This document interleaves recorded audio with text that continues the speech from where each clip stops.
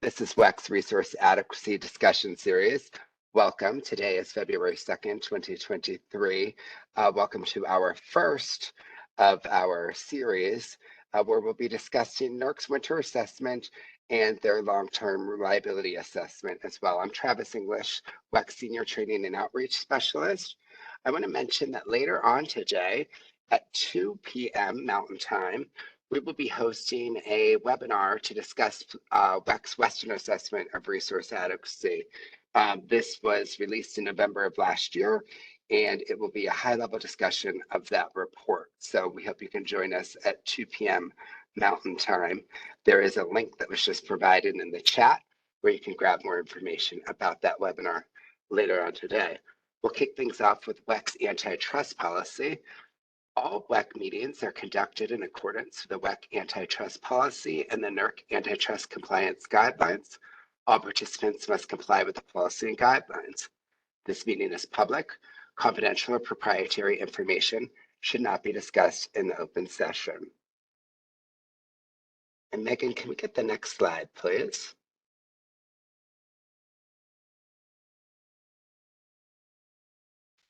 Okay, I'm not sure what's happening with our slide deck here, but we'll go on to the next one. This webinar is being recorded. It will be posted publicly. By participating, you give your consent for your name, voice, image, and likeness to be included in that recording. WECC strives to ensure the information presented today is accurate and reflects the views of WECC. However, all interpretations and positions are subject to change. If you have questions, please contact our legal counsel.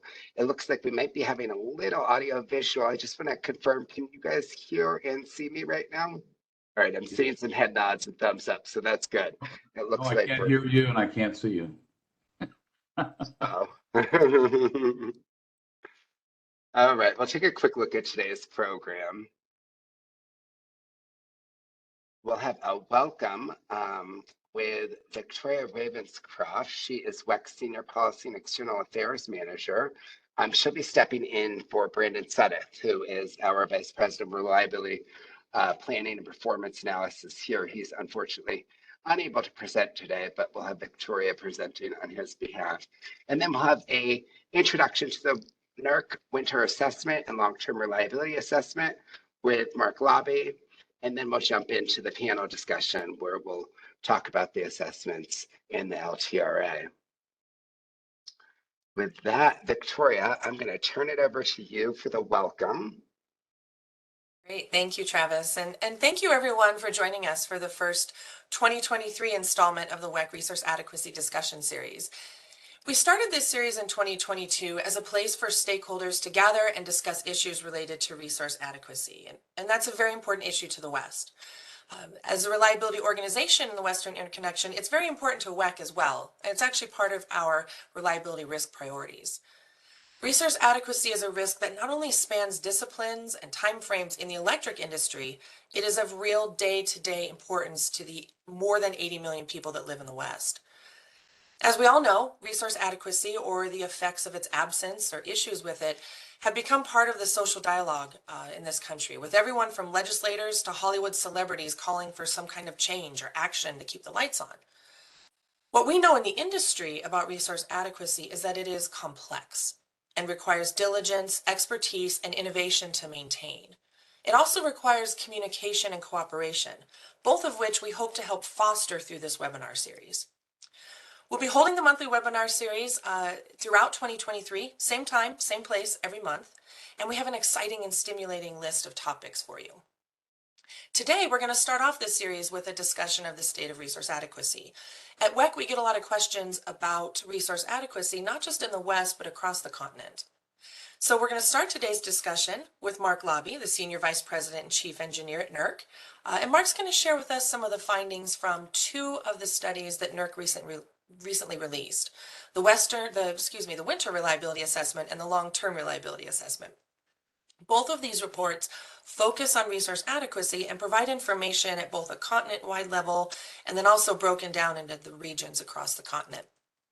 Following that, we're going to have a panel discussion to narrow the discussion down to the West. Now, our purpose today is to paint the backdrop for our conversation that we're going to carry out throughout the rest of the year. And we hope to get your wheels turning and get your questions forming. 2022 ended and 2023 began with an extreme winter weather event that spanned large parts of the continent. And it seems like we've had weather events ever since then, casting worrying shadows over the minds of many people about whether the lights would stay on and if they could heat their homes. For the industry, it was yet another reminder that the world for which we produce power is changing. On the other side of the New Year's event and many others before and since, one thing remains clear. The future is a very challenging one. And addressing resource adequacy issues takes a partnership and a willingness to ask and answer the tough questions. This discussion series aims to do both, but we can't do it without all of you who are sitting in and listening. So today, I invite you to share your questions and thoughts with Mr. Lauby and the panelists, and we look forward to the discussion. Travis, I'll turn it back over to you. Great, Victoria. Thank you for that introduction to today's discussion. I would like to introduce Mark Lauby from NERC. He is their Senior Vice President and Chief Engineer there. Mr. Lauby, take it away. Oh, thank you very much, and good morning to most of you, I suspect. We just kind of tilted on the other side of noon here. Really pleased to be here. I'm not going to introduce NERC because I think in this forum everybody knows who NERC is and how we were formed in the 1960s. As a result of the blackout that occurred in '65, and the whole thought process there between NERC and regional entities was this idea that that interconnection between electric utilities had great benefits, certainly in sharing of reserves, transactions, supporting frequency and voltage and all the other wonderful things that engineers spend their time thinking about. But then there's a risk or risks that need to be addressed so that what's happening on one particular system doesn't propagate and impact other systems, and that we didn't have cascading of systems and instability. And because it's a nonlinear system, and that means that there are certain dynamic conditions on the system. So that really kind of led to the formation in 1968 of NERC and many of the regional entities. And in fact, that is also at the time when one event in 10 years became kind of the standard for capacity reserve margins, and that had itself rooted back in the 1940s. Calabrese wrote a paper, Witchoff took it a little bit further and said maybe we should do this thing 1 in 8, but let's do decades because we're engineers and we like 1 in 10. So and PJM kind of came forward in the latter part of the 60s and said, okay, we're going to make sure we have reserve margins to those kind of levels. So and I'm going to come back to that because it's important for us when we start thinking about assessments and what were some of the assumptions that we're making there, and how those assumptions are being perhaps, let's put it, being questioned, that we need to rethink sometimes how we design systems and certainly think about their operations in the season ahead. Could I ask you to go to the next slide, please? So one question that comes to mind is, well, why do you do these reliability systems? What's the point of them? I mean, what are they all about? And certainly, everything we do within regional entities and NERC is around keeping the lights on. So we want to make sure that when we're looking forward, season ahead, long term, that we have an idea of what are some of the risks, specifically around the generation capacity and load. And life was quite simple. We get load data, capacity, and you take one and you divide it by the other, and you get some percentage. And if you ballpark it at 15% or 10% if you're all hydro, and you say, yeah, it looks like we're doing all right. But then, of course, things are changing over time. Next, thank you. So we basically use industry forecasts then on their demand and their generation patterns, along with working with the regional entities, and doing an independent assessment of the information we get. The next slide, please. And that really is then published every year. We actually have a set of them, and I'll get to that in the next slide. But I think it ends up being kind of one of the most looked at report that comes out of NERC as by states and regions to really say, well, how are we looking here, and what areas perhaps may be tight.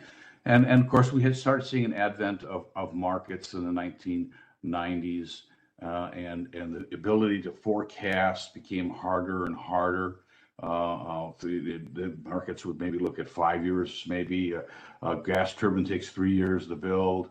And so there was this kind of changing in which we were starting to assess risk. And because this is not a forecast, this is a risk assessment of what might happen given certain conditions on the system. And that's how we've had to change the way in which we look at things. Not only just look at load levels of a 50% chance it'll be higher or lower to 90-10. Now we have to look at other types of scenarios. Next slide, please. So yeah, of course, the rules of procedure call for us to do these independently, and we do exercise that independence, we being regional entities and NERC, the ERO enterprise. Next slide, please. So we do 3 types of assessments. First one, please. Fondly called the LTRA, or long-term reliability assessment. It's really a platform for policy discussions, implications of the resource and resource mix. Next one, please. We do twice a year, summer and winter. It used to be that winter was very blasé and boring and always the same all the time. Now it's become one of the most important assessments we do because of the extreme weather conditions and what's driving those extreme weather conditions, climate change, as well as potentially resources that are more sensitive to weather. And so we need to keep our eye on both of those items, and realizing, of course, that we're building a lot more uncertainty in the system because, well, wind and solar, they're not as certain as a coal pile or a nuclear plant or water, and though we've been finding a lot of uncertainty sometimes around gas. Next one, please. And occasionally we'll do some special assessments. We may look at EPA rules, accelerated retirements, and the implications of those retirements on the overall risk profile of the system. And so occasionally we'll do some of those, and they may also become fodder for future LTRA and seasonal assessments. Next slide, please.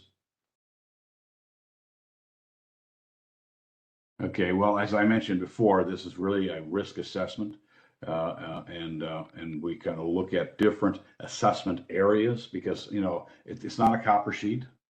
Like 1 day in 10, for example, assumes kind of a copper sheet, so you only do it in certain kind of assessment areas, and these are the assessment areas we tend to look at when we're looking at within regional entities, looking in interconnections, and doing a deeper dive and gathering data based on the assessment areas themselves. Next slide, please.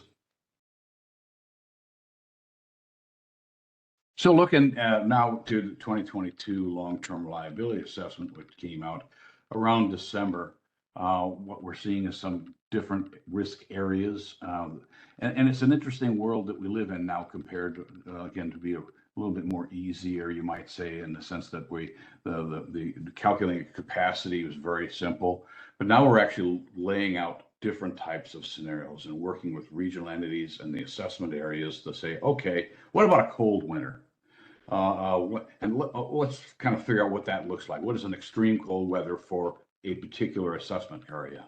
And then we work with them to determine what might be the forced outage rates for the plants, because when things get cold, things kind of break a little bit at a higher rate. If it's going to be snow, wind, cold, what are the implications of that? And so we'll actually lay out kind of an energy chart. Now we're starting to transition from capacity, which gave us energy and essential reliability services, to now let's focus on the energy problem and the essential reliability services. That's frequency, voltage, support, ramping, because we need those. We were cheating by using capacity because we had firm fuel. And we don't have that anymore in many cases, or it's less certain, and we're actually becoming more and more less certain. So how do we firm that up? What does that look like? A real windy day when you're taking out lines and you're cutting off wind turbines. What does that mean? What are the implications of that? And so that we're ready. So it's a risk assessment. And we looked at certain areas where we saw some high risk. In this case, we talked a little bit about in the West, for example, California and Mexico, and really just concern there around the new resources and retention of key generators. What we've been seeing is retirements have been accelerating because the competition in the market, maintenance costs. Should we continue to maintain the unit? The problem you run into, though, if those units go away and then you have uncertain conditions occur, i.e. a month of rain in California, where are you going to make it up? How can you make it up? And so we wanted to make sure that those kind of energy risks are addressed. And so we were concerned about that in the California, Mexico area. Of course, we did see some elevated risk in the Northwest and the Southwest. This is really shortfalls from wide area, long duration heat events. We're concerned about long duration and widespread. So you can't count on your neighbor.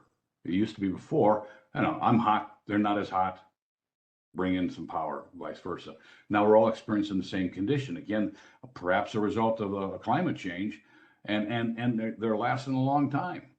So again, what happens when that occurs? I think like even Elliot here recently, in one way we were fortunate because it kind of moved across the country. It didn't just sit someplace for a while, which I think would have been, the impacts would have been much higher. So that was what we came across on for the West in 2020, in the LTRA, as we like to call it. Next slide, please. Of course, seasonal reliability assessments. So, we publish one before the summer and the winter. This is really kind of documenting the preparations that industry have for the upcoming season. Obviously, it's very hard for them to build something new if something turns up, but it's really kind of informing regulators, informing the public about the preparations that industry is making, identifying areas of risk again, so that at least we got a heads up, and maybe some operational procedures can be considered.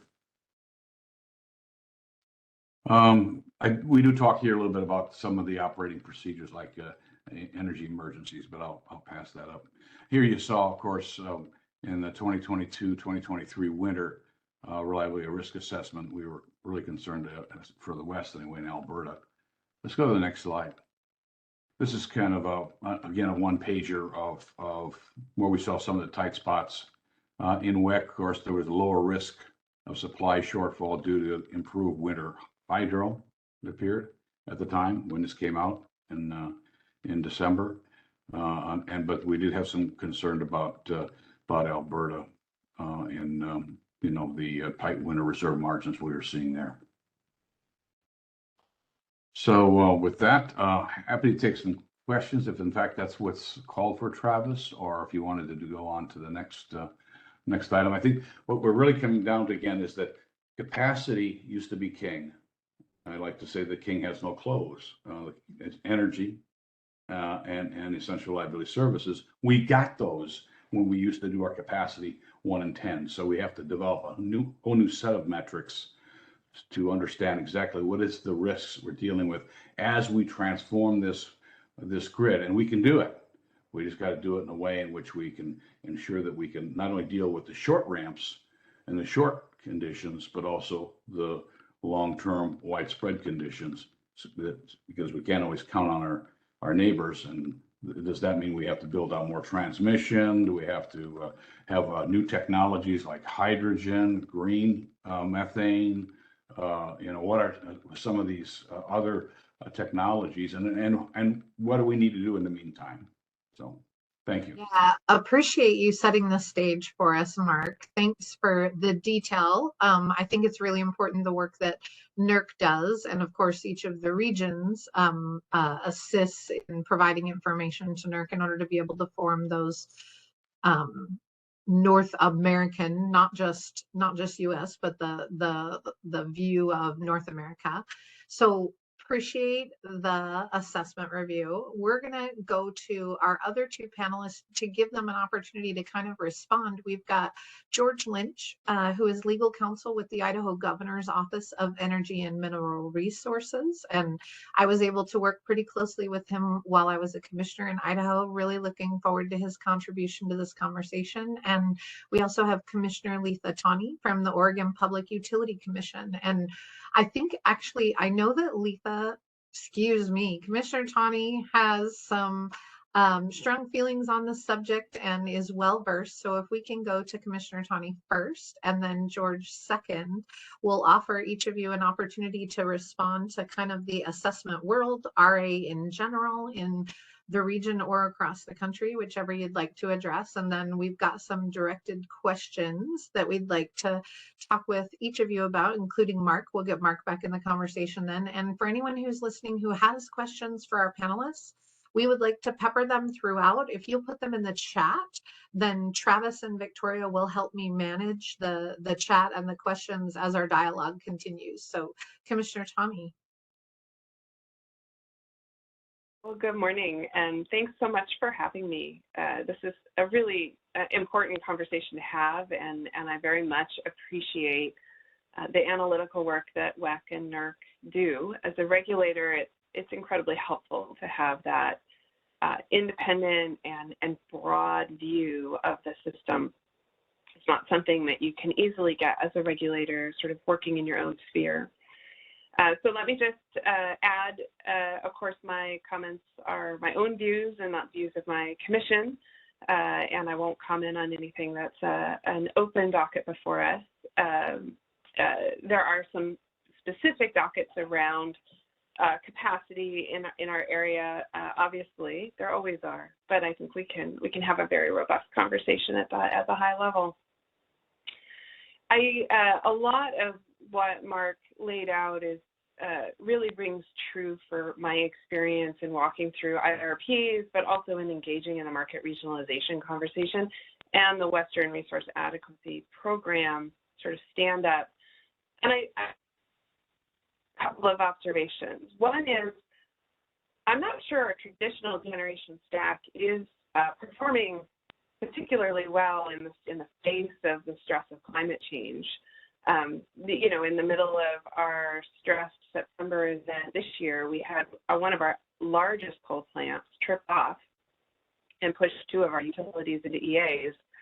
And so that heat and the water scarcity really stressing the thermal unit in a way that I'm not sure we are accustomed to, maybe because we were just long enough that we didn't notice. But it matters now. And I think that we're also coping with how much the climate change events that people are experiencing, 116 in Portland, begin to shift structural demand. And figuring out how to do resource adequacy based on our history, I think is not, we are going to have to keep adding in a lot of margin for how fast demand and behavior is changing in the face of that climate change. So these snapshots are incredibly useful. I think they create space for us to start talking about what they don't tell us and how to get some of those uncertainties on the table. So I really appreciate the opportunity to engage around those questions.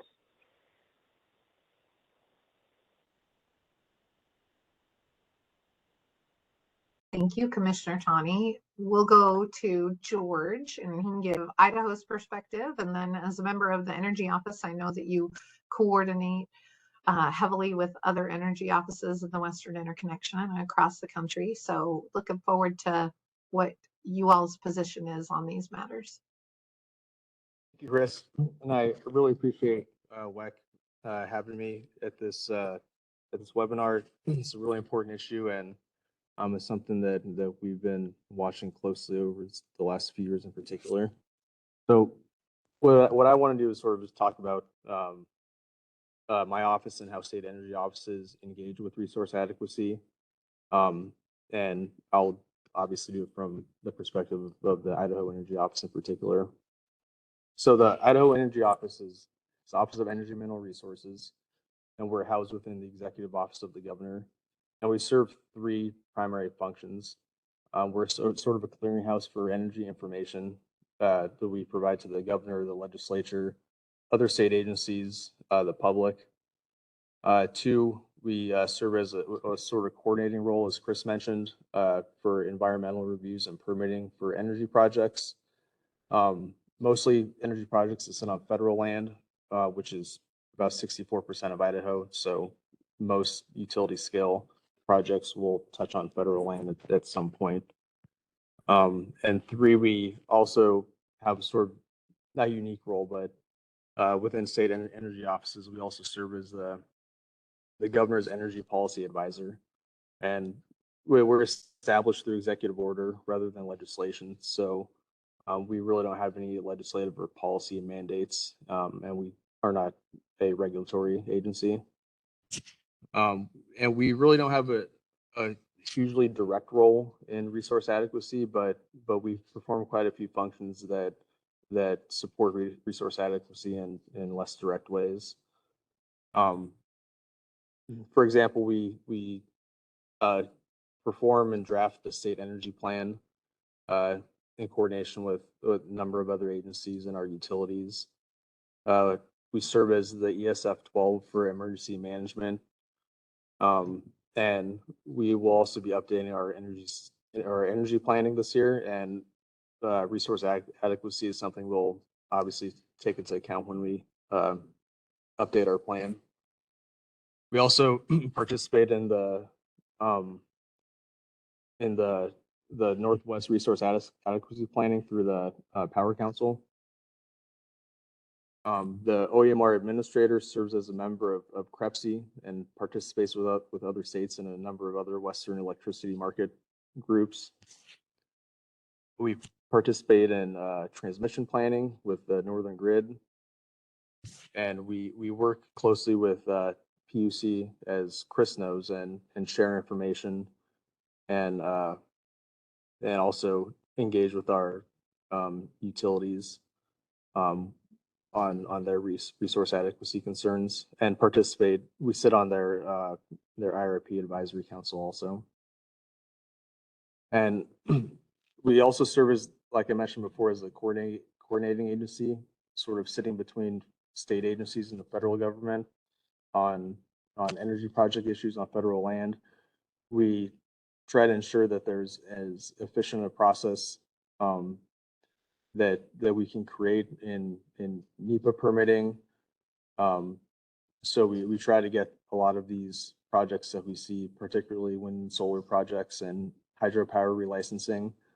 We try to make them, take them from beginning to end as efficiently as possible, so we can bring more resources online. Like I said, we've seen a lot of really rapid development of renewable resources. But as the state's policy office, we also work to support dispatchable resources such as nuclear and geothermal, especially as we see our hydropower declining over time, or at least becoming a little less reliable than it has historically been. Like I said, the legislature hasn't create any legal or policy requirements for us to follow. I'm not aware of any directives they've placed on the PUC also, but Chris could correct me if I'm wrong about that. I know it's taken into consideration, but I don't know if it's placed in legislation. So I don't really foresee the legislature being really keen on placing additional requirements on us in the future. Our office is pretty flexible, and we can kind of help out as we see issues arise and coordinate all the entities in the state that have resource adequacy concerns. So I don't see that changing in the near future. And there is a lot of federal money that's going to issues that touch on resource adequacy that come to our office and come to other entities in the state that we closely coordinate with. We're getting a lot of energy efficiency funds from both the bipartisan infrastructure law and the Inflation Reduction Act. And then there's a number of other programs that will come directly to our office, but programs that touch on transmission development, transmission upgrades, and market development that we'll be closely coordinating with our stakeholders on. So that's sort of an overview of how our office plays a role. So I look forward to the conversation. Thanks, George. And yeah, I would agree with you. The Idaho legislature has historically been pretty deferential to the PUC to do what they feel like as the experts in the field that is necessary in order to make sure that the people continue to receive power.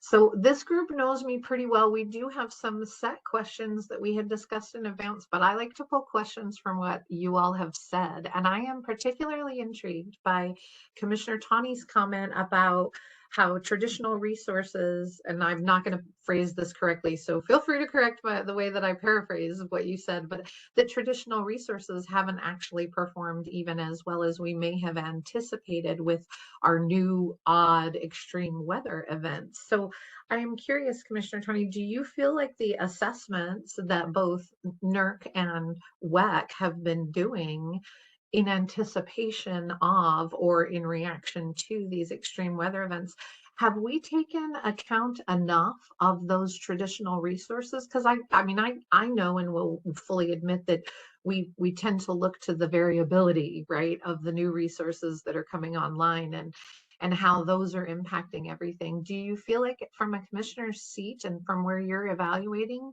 that the assessments have been doing an adequate job considering those traditional resources and whether they're reacting and acting the way that we would hope that they would?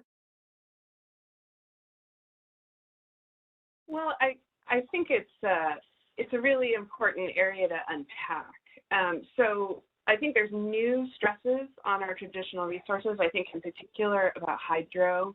In the Northwest, of course, we're very hydro dependent. And we have approaches for thinking about what low water years might look like. And yet, this fall, for example, part of, I think, what's been putting so much pressure on gas prices is the hydro system's been not at an extreme low, but relatively low performing. And I think the variability we may see in the hydro system could really stress us as we get sort of to that outer edge, right? We're running sort of with less margin in general. And so small perturbations create bigger impacts than maybe they did when we were much longer on resources. And I think about WAPA trying to manage Lake Powell, keeping it out of the dead pool, right? And the impact that would have on their black start capability and on the Desert Southwest ability to sort of run a stable grid, that's a long-term challenge. And I don't know that we have really in our assessments grappled with the fact that even Oregon's in a drought that is larger than has happened in 1,200 years. And so I think, we don't think ahead to will the coal plants or any of the thermal plants have the temperature of water that they need during one of these heat events to cool. Will they be able to access their water rights, or will they be supplanted because it's a particularly bad year? So we don't ask those kinds of questions, I think, with enough focus yet. And we try in our integrated resource planning, but I wonder a little bit. ESIG presented to the NERC Electricity Committee just a week ago, I think. They were talking about how these risks layer on each other. So if you have a low water year, then you're also going to have high temperatures in the rivers that you're using for thermal cooling, and you're likely to have very dry conditions that mean you might have more wildfire smoke, which means, yes, it impacts solar, but more importantly, wildfire smoke means I can't open my windows to cool my house at night, which in the West is very much one of the ways we have coped with air conditioning load. It's most of us across the West can open our windows at night and cool, get some thermal mass out of our house. With wildfire smoke, you can't do that anymore. You run your AC all night. And so you get this layering of risk, and I don't know that our assessments have captured that yet. And I think Mark and his team and WECC's team, I've talked with WECC's team, they're all thinking about it. It's not that these very smart people aren't aware and thinking about it. I think figuring out how we bring it forward in our industry is the tricky part. Yeah, I think that's a great point, that the appreciation of compound, it's not n+1, it's n+4, it's not n+1 plus 1 plus 1, it's like n+4, because they're all there at the same time and we're having to deal with them all at the same time. So thank you for the response to that. I appreciate that. And I do remember, I think it was when the heat dome occurred, if I remember correctly, your house is like 3 stories and there was like a 15 to 20 degree difference from the bottom floor to the top floor at the time. We had to basically just abandon the top floor because Portland's not built for 116. I couldn't get the top floor under 95 degrees, even with the AC running flat out. I mean, we're just not sized for it. The whole infrastructure is not sized for it. So it's a real challenge. That's crazy, but yes, a very real challenge. We're starting to get questions from people in the audience, and Mark, there's a question for you that's related to more national look at things. We were asked about, apparently last December, Tennessee Valley Authority and Duke Energy in Carolinas saw some energy shortages. Do you have any comments on that? Is that going to impact the way that they do business going forward, or the way those assessments are considered in those regions? Oh, yeah. First of all, I'd like to just mention, respond a little bit to Commissioner Tawney's comments, because I think they're extremely important.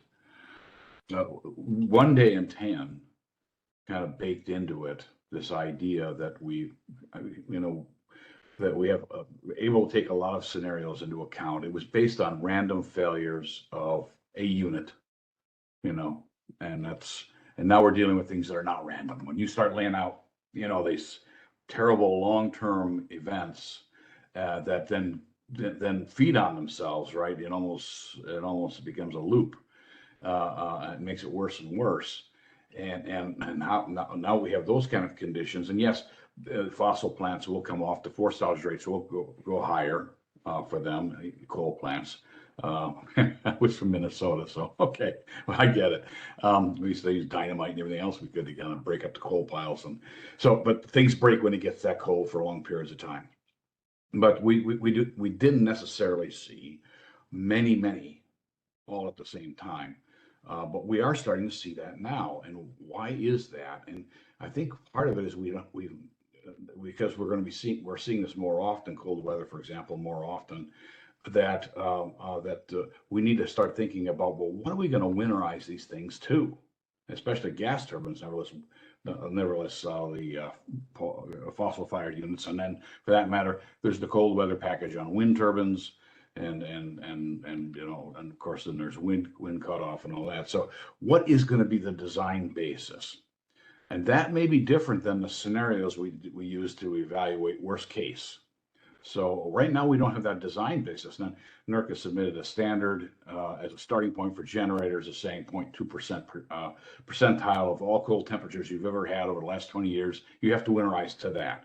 Some folks said it should be even better than that. It should be considered maybe something over the last 50 years, the coldest temperature ever, because we've had experience with them, but now we're going to see it more often because of this frequency of this kind of weather pattern that we're going to be dealing with as climate changes.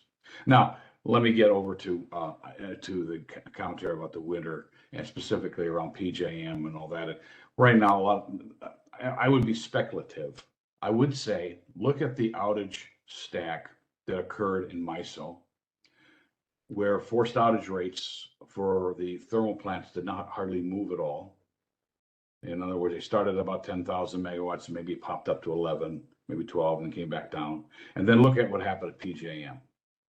Forced outage rates came way up. And of course, there's going to be these huge fines, supposedly.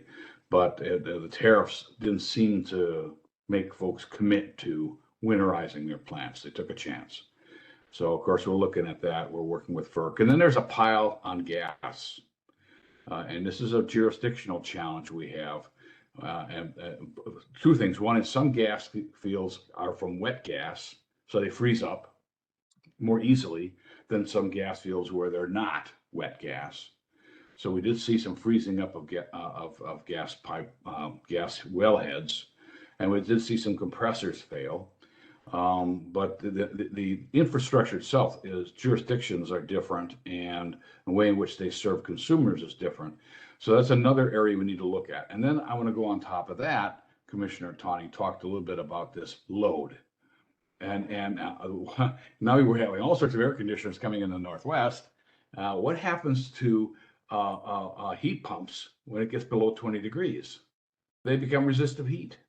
And that's why we're seeing these huge humps of load at the same time, to Commissioner Tawney's point, that we have this extreme event. And in our forecast, you can't use our last 30 years and say, okay, that's what I'm going to see next year. You got to be a little bit smarter, I guess is the right word, or maybe a bad word if I was talking to a forecaster. But you got to know how much heat pump is coming in. That's kind of incentivized anyway. And below 20 degrees, it's going to become resistive heat. So don't be looking at 100% load. Don't be looking at 90-10. Look at 120, because that's what you're going to be faced when you have some of these extreme conditions. And I dare say we'll see something similar in the summer. So I kind of rambled a little bit. There's an inquiry ongoing. I don't want to speculate too much because I want them to do the work they're doing. I think they're untangling it, and we'll see what kind of answers we get. They're targeting November, but I think we're going to get earlier results before that. Okay. Thanks, Mark. I appreciate it. This question may be targeted more towards George and Commissioner Tawney regarding price pressures and what they might be telling us. I know for Idaho, from the Energy Office's perspective, there are economic decisions being made, and people are coming to Idaho. Businesses are coming to Idaho based on the different resource stack that they can offer, based on other states perhaps in the West. And I know that Oregon is always focused, and the Oregon PUC does a great job making sure that low income customers are considered in all the decisions that are made. And so are price pressures telling us anything? And what do we see as an ongoing impact of an increasing price of electricity? I think Commissioner Tawney touched on it earlier that, Idaho has had some of the cheapest electricity for years now because of our hydro system, and that's attracted a lot of folks to the state. You see data centers, even like crypto mining coming to the state to take advantage of the really low electricity prices. And we've also had really low natural gas prices, but I think natural gas prices across the region have increased up to threefold this last winter, I believe, due to the lower hydro output. So that's something that we've been watching, and luckily I think a lot of the federal legislation that's passed will give us an opportunity to sort of help out disadvantaged communities in lowering their energy bills. I know we're going to focus a lot of our energy efficiency grant funding towards lower income communities across the state, in our rural cities, which is the large, portion of Idaho. So it's something that we're watching and that we're taking into account as we sort of figure out how we're going to, who we're going to target this federal money towards, because historically our office has not received state funds, so we've always been rather limited in the programs that we could offer. So that's something that, the price pressures are causing us to really think hard about how we're going to address that. Thanks, George. Commissioner Tawney, I know it's something that the Oregon PUC always has top of mind. Absolutely. I think we're seeing more price volatility come through the system. So, the work that Jesse Jenkins has been doing at its center in Princeton really points to the counterfactual of sort of trying to cope with climate change with a traditional fuel stack wasn't necessarily going to be cheaper than what is unfolding today. So I think it's important to recognize, yes, prices are volatile. There's a lot of price pressure on customers. The counterfactual isn't necessarily that staying the course was going to be cheaper. But we're clearly more tied to the volatility. The electricity prices in the Northwest are more impacted by volatility in the gas market than maybe they have historically been, or maybe we just didn't, they always were, but we had enough sort of slush other than low water years to kind of not feel it so much. We're a little more hedged against it. And now that hedge is kind of evaporated. We're much tighter. And so we feel every one of those swings a lot more intensely.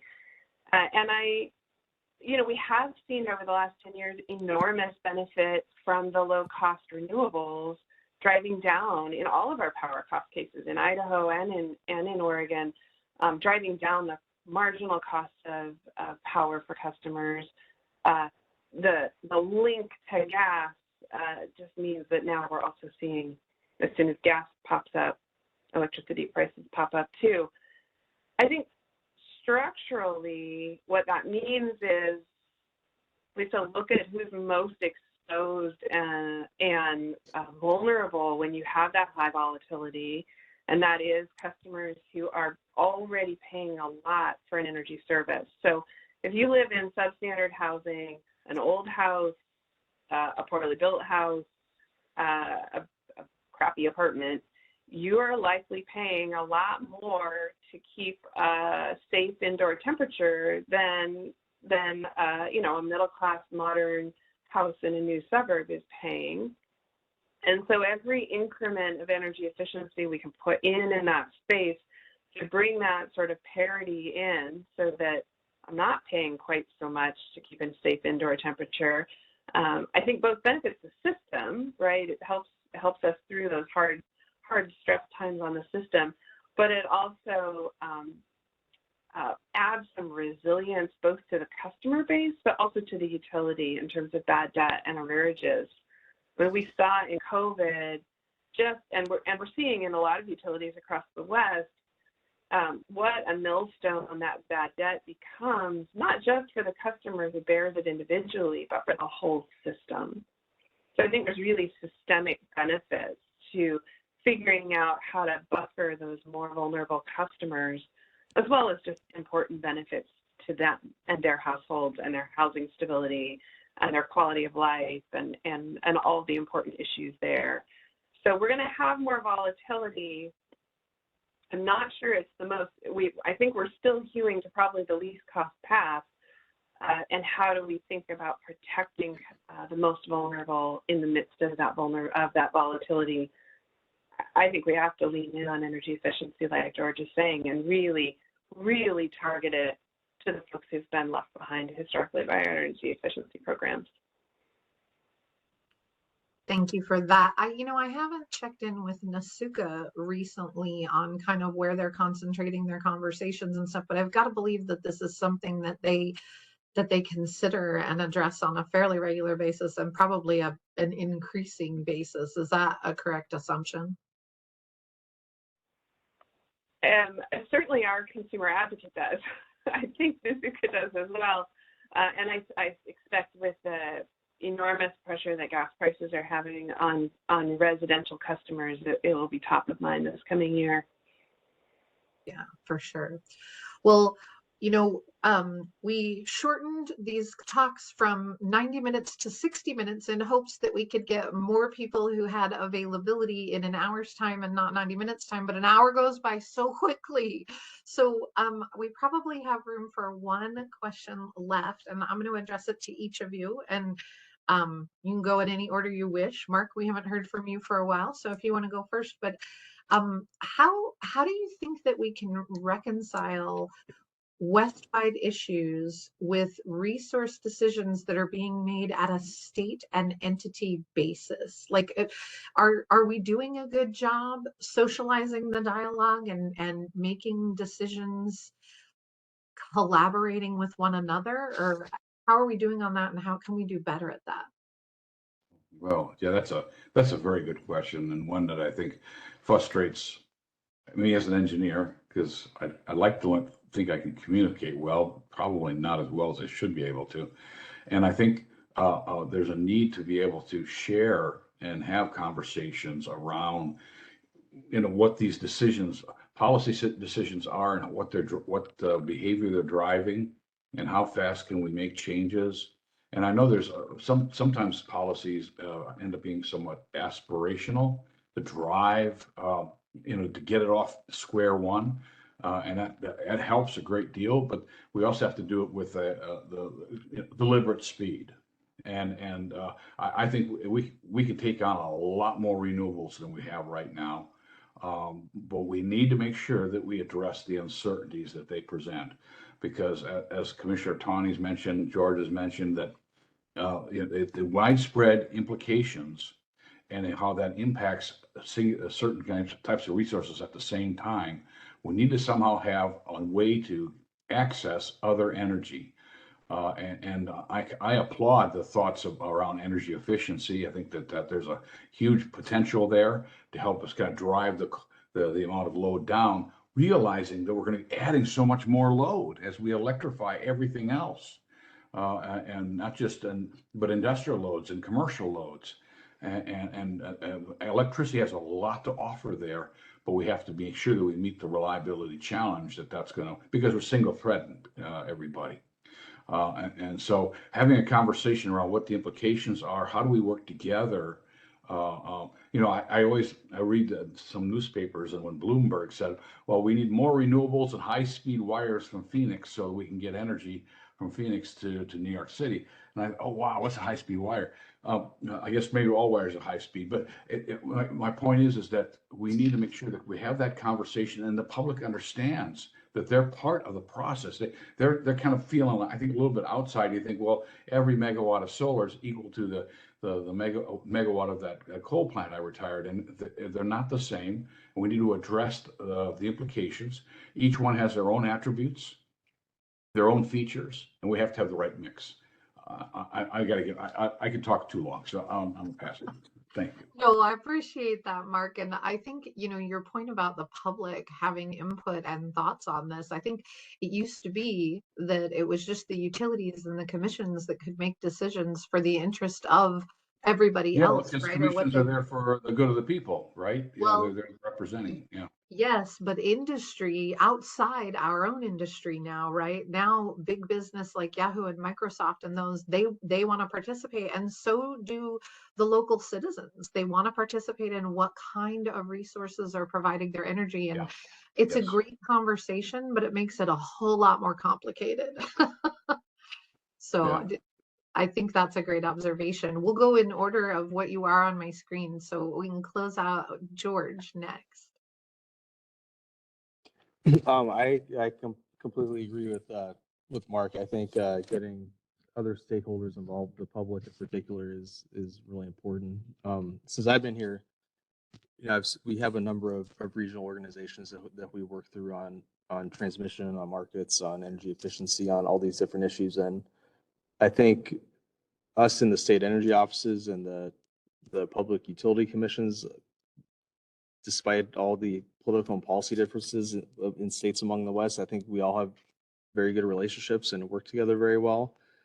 I think the piece that's missing is public involvement, policymaker involvement, and even industry to some extent. So I think we've been working very well together for a while now, but there's those couple missing pieces that I think would be very helpful to bring into this conversation, at least just for education purposes, so they understand the importance of these issues.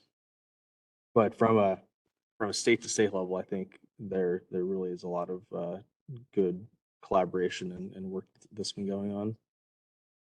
Yeah, I agree, George, and kudos to Rich Stover, who is new in this realm, at least with the energy office there in Idaho. I think he's done a great job digging in and really trying hard to get his arms around the conversation. And from my view of it, he's been really participatory in a lot of the regional dialogue, and I think that is good for everyone, Idaho included. So, Commissioner Tawney, you want to close out the conversation for us?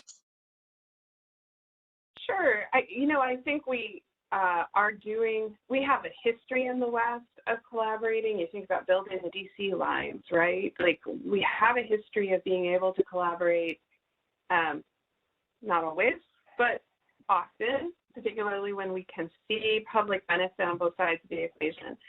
And I think we're in the moment of pretty expansive discussions around regionalization. Yesterday, the CAISO board approved the day-ahead market for California, that design, and an adaptive governance. And I think we'll see some reliability benefits out of that day-ahead market, right? Having a day-ahead view on the footprint will take out some of that price volatility, I hope. But standing up the WRAP program, absolutely essential, a really enormous step forward, and one that I think points to the amount of humility all of us should have about sort of how close to the edge of an event any one of our BAs has been in the last couple of years. So a lot of finger pointing at California, but really they've only had 1 in 10 events, right? They've hit their LOLE. And they still get there's still a lot of focus around keeping them moving forward on staying reliable, getting to reliable. I think we should have some humility. Any one of our BAs would have struggled to cope with a load that was so far outside the planning margin, and they got through it in September. It was by the skin of their teeth, but I'm not sure we'd have done any better. And so I think figuring out how to talk between the California RA system and the WRAP is going to be absolutely essential. And we have to do it with that view to the public good. How do we deliver cost savings for our customers by having that good dialogue between those two systems that allows us to share resources back and forth, to take advantage of each of our individual strengths, is going to be critical to keeping the cost affordable. And so our commission is investing a lot of time and energy in those regional dialogues, and really trying to show up in a constructive way. So we'll hope that we keep moving forward. Now, is 1 in 10 good enough? I think that's a different question, and it sure doesn't seem like it is, right? It sure doesn't seem like 1 in 10 is actually acceptable any longer. And so that adds a real challenge. Thanks, Commissioner Tawney. Having you as the last word is always valuable. I think humility is a great word to leave on for all of us in the West. Nobody is immune, I think, is the lesson that we should have learned over the last handful of years. So I want to thank each of you, George, Mark, Commissioner Tawney. This is our inaugural for 2023. I think it was a great start to the RA conversation for this year, and really appreciative to have some new faces and voices on a panel. And you've given us a lot to think about and a lot to to move on to some of our next RA forums, some new subject matter to tackle. So thanks so much for your time today and your thoughts. And I am going to throw it back to Travis to close us out. Great, Chris, thank you so much for for that and for moderating today. And I'm going to just say thank you to all of our panelists as well, and appreciate the audience members joining us today as well this morning. So we hope you have a great rest of the day. And as Chris mentioned, the conversation and discussion of resource adequacy will continue here at WECC on March 2nd at 10 a.m. So we hope you can join us then. Have a great day, everyone. Thank you all. Real pleasure. Good to meet Thank you. you. Take care, guys. Bye now. Thank you.